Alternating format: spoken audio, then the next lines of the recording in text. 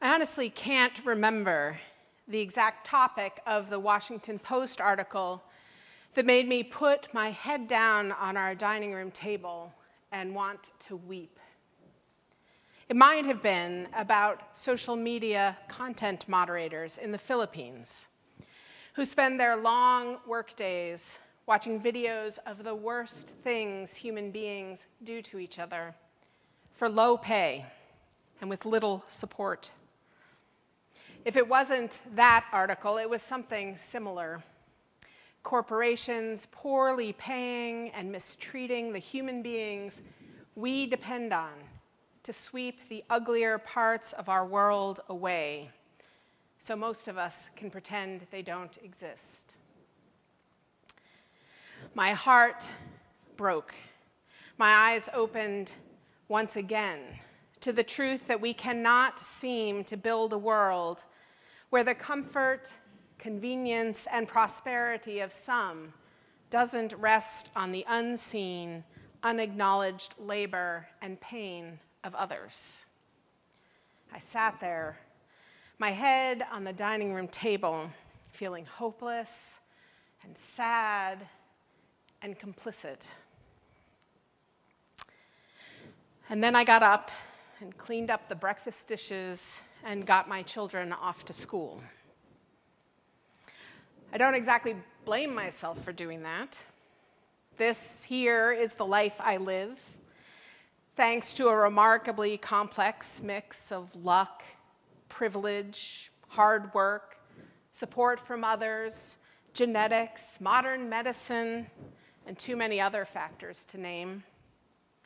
I've made commitments to my family, to my community, and I do my best to live up to them. Cleaning up from breakfast and getting my kids off to school are certainly elements of those commitments. But the feeling of that moment has stayed with me. My dismay and horror at what we human beings do to each other. My sorrow and guilt at the ease with which we seem to consign others to back-breaking or heart and mind-breaking work, or at least how willing we are to deny it is happening or look away. We talk a lot these days about how divided we are from one another. Often we focus that lament on the US political and cultural system, the gap between the left and the right, the inability of most of us to see past the boundaries of those on our side, to even acknowledge the humanity of those over there. We fight with each other over power and change, over who gets to define reality and who counts as valuable. We can't even agree on what the problems are that we are facing, let alone how to address them. The news, social media, our minds and hearts are filled with these fights, these divisions, with little sense of how to build common ground. And yet, I am coming to believe that we are divided in ways much deeper and more dangerous than these oft-discussed ways. And I believe that for the most part, these divisions come in the name of self-protection, an impulse that is deeply human and understandable, likely even necessary, and yet which keeps us from the deepest levels of connection. I want to explore with you a few of these self-protective divisions this morning, and maybe begin to imagine how to move beyond them. The first becomes clear in my own response to the newspaper article I read, as well as the poem by Clint Smith that Tanya shared with us this morning. Our desire to protect ourselves from pain. It is hard enough to face the pain from our own individual lives, our losses and disappointments, our struggles and fear. We do a lot to avoid these things if we can, though of course we're not always able to. It takes work and courage to sit with our own pain, and more, to sit with the pain of those closest to us, our dear friends and family, our communities, those we identify with. To imagine sitting with the pain of the whole world. We are not up to such a task. These days, we cannot avoid knowing about much of this pain. In the morning that I was writing this sermon, I heard about refugees fleeing the only homes they have ever known in Azerbaijan, devastating flooding in India, homeless families in California, and a 6-year-old with a fatal brain tumor. If I were to let that all into my heart, I might never get out of bed. But I worry, as Clint Smith does, what it means for us not to be the one to fire the bullet, but to behave as if the bullet always belonged in that chest and not our own. Even as we learn about the pain of the world, we have to turn away to go on with our lives. There really is no other choice. But we also have to ask ourselves, what is the cost of that turning away? What is the impact to our own humanity when we read about those whose lives are shattered by the moderating of the content on our social media feeds, and we go on scrolling anyway? A second impulse towards self-protection comes from the sense that we must constantly be on guard against those trying to take advantage of us. The acknowledgement of how much risk there is simply moving through the world. Living has always been risky, of course, but the proliferation of scams of all sorts, not to mention the impossibility of understanding so many of the systems and tools our lives depend upon, has increased the sense that we are always in danger from even the most basic of daily tasks. Writer and social activist Naomi Klein writes in her new book, Doppelganger, "The extreme consolidation in the corporate world over the past 3 decades has produced a playing field so rigged against consumers that pursuing the basics of life can feel like navigating a never-ending series of scams. It's as if everyone is trying to trick us in the fine print of pages and pages of terms of service agreements they know we will never read. The black box is not just the algorithms running our communications networks. Almost everything is a black box, an opaque system hiding something else." I don't know about you, but I feel like I need to gear myself up whenever I have to fill out an online form or I get an email about a consumer account I hold. How much due diligence do I need to do to make sure this is authentic? Was there really a security breach at my bank that I need to respond to, or is someone trying to convince me there was one in order to get my personal information? How do I teach my children to take advantage of all our connectivity has to offer while staying safe? There are times when it feels like everyone is in on the scam except for us. I ask myself, how is it that there are so many people trying to trick others into giving up their money or their identity? And not only people, but organizations, corporations. The sudden proliferation, it tripped me up twice, darn it. The sudden proliferation of generative artificial intelligence only increases my wariness, my worry. But such guardedness, such mistrust of our institutions and of those around us is impossible to turn on and off at will. When we feel like we are always in danger from forces we rarely see and almost never understand. We often feel like we can't risk the openness it would take to forge connections. It feels hard to believe that we are truly in this together. Our third impulse towards self-protection comes from how we want, maybe even need, to see ourselves. All around us we see people hurting other people, believing things that distort truth and damage society, being selfish or oblivious or so afraid they lash out, aligning themselves so strongly with one group or identity that they cannot see the value in another.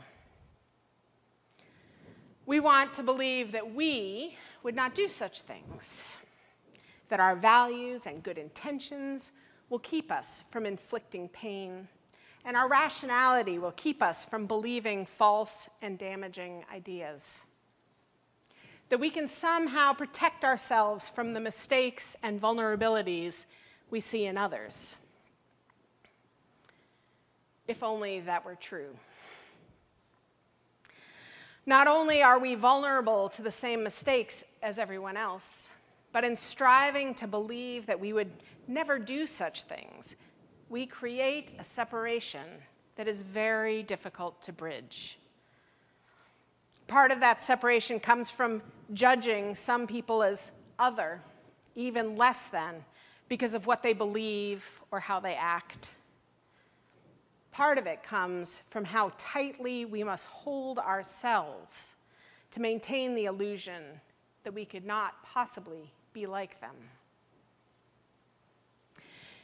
Interestingly enough, that same separation can exist if we see ourselves as somehow less than, if we devalue our own experiences and value in the face of others, perhaps those who have suffered more or whom we view as more legitimate or authentic. Either way, we end up living with divisions that keep us from knowing and trusting in our common humanity and the possibility of building on our connection to one another. We protect ourselves into isolation, into the feeling that we need to fix ourselves and our world on our own, that such an approach is even possible. So what does all this mean for us? How do we move beyond our divisions, both the ones visible in our political and social conflicts, as well as those arising from our own self-protectiveness and our discomfort with our deep vulnerabilities, the very things that make us all human? I wish I had the answer to give you this morning. Sorry. I am preaching this sermon not because I know the path forward, but rather because it is something I am wrestling with constantly. Honestly, when I woke up yesterday morning to see the news from Israel and Gaza and Israeli Prime Minister Benjamin Netanyahu's declaration of war, I wanted to scrap the whole sermon, feeling it was futile. And yet, I so desperately want to move beyond the separateness I feel, that we all feel, to a deeper, truer understanding of our connection. Not just an intellectual understanding, which I do often have, but a lived reality that I can feel and fall back on as I move through the world. Sometimes it is so difficult that I cannot help but despair, and yet I believe it is the only path that will truly move us forward. And I believe there is hope to be found in our Unitarian Universalist heritage and common faith. Ours is not an exclusively helpful story. Unitarianism in particular has a strongly individualistic strain, with a focus on our own personal rationality and responsibility. After all, it was Ralph Waldo Emerson, one of those to whom we look for wisdom on how to be in the world, who said, and by the way, I'm keeping all the gendered language of the historical quotes this morning, so anyway. Emerson said, "A man is to carry himself in the presence of all opposition as if everything were titular and ephemeral but he." Similarly, Unitarian minister, the Reverend Curtis Reese, wrote in 1920, "The liberal believes that whatever the future may hold for him, it must be the outcome of his own spiritual achievements. Hence, he demands that his personality be free and self-directive." More recently, I worry that in our valuable and necessary work to welcome in and create safer space for those from traditionally marginalized communities and to help lift their voices within our congregations and in the wider world, we sometimes go too far in highlighting our separate identities, dividing ourselves into this group or that at the expense of our common humanity and all that we share. In spite of these challenges, I believe that our faith fundamentally rests on an understanding that all people, indeed all living things, are connected beyond our ability to separate ourselves, sharing a common origin and a common destiny, striving to live well together in the face of the inevitable pain, fear, and vulnerability that none of us can escape. As Universalist minister, the Reverend Clarence Skinner wrote in 1915, "This universalist idea of God is that of a universal, impartial, immanent spirit whose nature is love. It is the largest thought the world has ever known. It is the most revolutionary doctrine ever proclaimed. It is the most expansive hope ever dreamed. This is no tribal deity of ancient divisive civilization. This is no God of the nation or of a chosen people, but the democratic creator of the solid, indivisible world of rich and poor, black and white, good and bad, strong and weak, Jew and Gentile, bond and free." This idea, this belief, this hope is still revolutionary. It is an act of faith to proclaim that it is our connection to one another that will save us, not our individual actions or our attempts to protect ourselves from the pain and vulnerability of being alive. I truly believe that so much of what I see when I look at the world, the ways we hurt each other, the damage we inflict on our planet, our lashing out and retreating in, our claims of identity and group membership that leave others out, so much of this comes from our fear and our pain, our inability to trust the bonds between us. As we try to understand those who seem incomprehensible to us, who seem to seek division and celebrate separation, we need to believe that they, too, share the same fear, the same pain, the same discomfort with vulnerability that we struggle with in our own lives. Not only believe, but live and act based on that belief. As Unitarian Universalists, we must proclaim our faith in our interconnectedness. We must say, we cannot and will not be divided. We must work to find a way to live not only with each other, but for each other. For it is only by doing so that we will be saved. May it be so. Amen.